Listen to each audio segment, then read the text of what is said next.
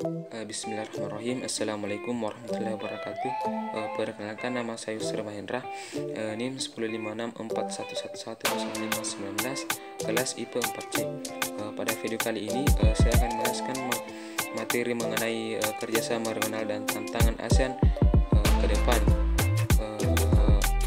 Saya akan memulai pada pembahasan pertama mengenai kerjasama regional ASEAN.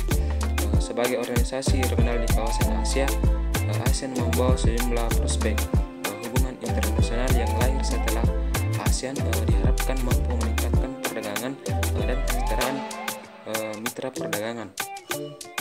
Secara lebih rinci, peningkatan perdagangan dan kesejahteraan tersebut dapat dipaparkan. Yang pertama yaitu Asia Timur dikenal sebagai negara yang kompetitif di bidang pembangunan, teknologi, keuntungan, dan skala perdagangan, yang dimana perdagangan atau ekspor yang dilakukan Asia Timur terhadap pasar ASEAN mampu berkontribusi pada pertumbuhan kawasan ASEAN, mengingat pertumbuhannya sangat bergantung pada bidang-bidang yang telah disebutkan. Sementara dalam perspektif Asia Timur, pada pasar ekspor yang besar dan ketidakstabilan pendapatan ekspor atau tatanan politik dan sosial di kawasan. Kemudian terbentuknya ASEAN Regional Forum atau ARF dapat dijadikan sebagai jembatan untuk menangani dan menanggulangi segala bentuk ancaman di kawasan LCS atau Lautan Cina Selatan khususnya, dan Asia Tenggara pada umumnya. Menindaklanjuti hal seperti ini, dapat dianalisa bahwa peran Indonesia dan ASEAN dalam menjaga perdamaian dan stabilitas LCS pasca keputusan pengadilan arbitrase internasional dapat mengakibatkan terbentuknya ARF. Kemudian pembahasan selanjutnya mengenai perkembangan kerjasama regional dan dalam membangun arsitektur regional di kawasan Asia Tenggara dan peran Indonesia serta menjawab perkembangan tersebut.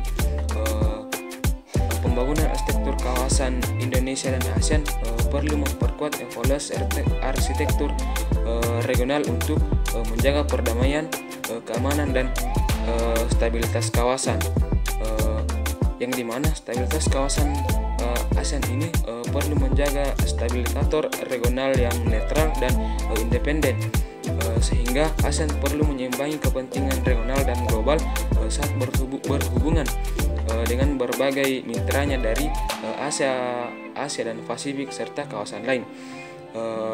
ASEAN memegang peran penting dalam pembangunan arsitektur kelembagaan di tingkat kawasan.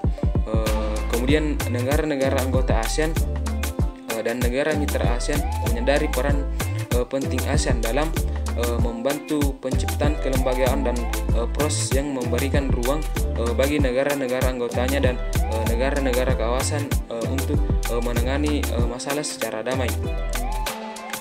Peran ASEAN dalam mencapai stabilitas di kawasan telah memberikan jaminan bagi negara-negara anggota ASEAN serta mitranya di kawasan bahwa ASEAN memiliki karakteristik yang tenang dan ramah serta berkomitmen terhadap prinsip tidak ikut campur tangan dalam politik dalam negara-negara lain. Oleh karena itu, diharapkan terbentuknya masyarakat keamanan ASEAN untuk memberikan program-program yang dapat dimanfaatkan untuk menanggulangi dan menangani isu keamanan kawasan maupun kejahatan lainnya di kawasan Asia. Kemudian pembahasan yang terakhir mengenai tantangan ASEAN saat ini dan di masa depan serta peran Indonesia dan ASEAN dalam menghadapi tantangan tersebut. ASEAN juga menghadapi berbagai tantangan saat ini dan ke depannya itu ASEAN perlu menjadi stabilisator regional yang independen dan efektif dalam menjaga perdamaian dan stabilitas di Asia Tenggara dan Timur. ASEAN harus mempertahankan perannya dan sentralitas dalam pembentukan arsitektur dan Asia dan Timur yang saat ini sedang berevolusi.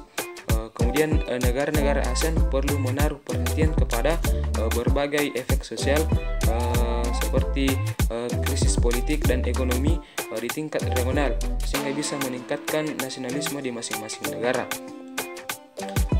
Pelambatan ekonomi global dan perlu meningkatkan institusional dialog antara negara-negara ASEAN, sehingga saat ini peran Indonesia dan ASEAN ke depan akan menghadapi tantangan untuk menjaga dan mempertahankan sentralitas dan kesatuan ASEAN. Tanpa kesatuan dan sentralitas, peran ASEAN di kawasan dan dunia dapat menjadi kurang relevan. Mungkin itu yang bisa saya sampaikan pada video kali ini. Kurang dan lebihnya mohon dimaafkan. Billahi fisabilil haq wastadil khairat. Assalamualaikum warahmatullahi wabarakatuh.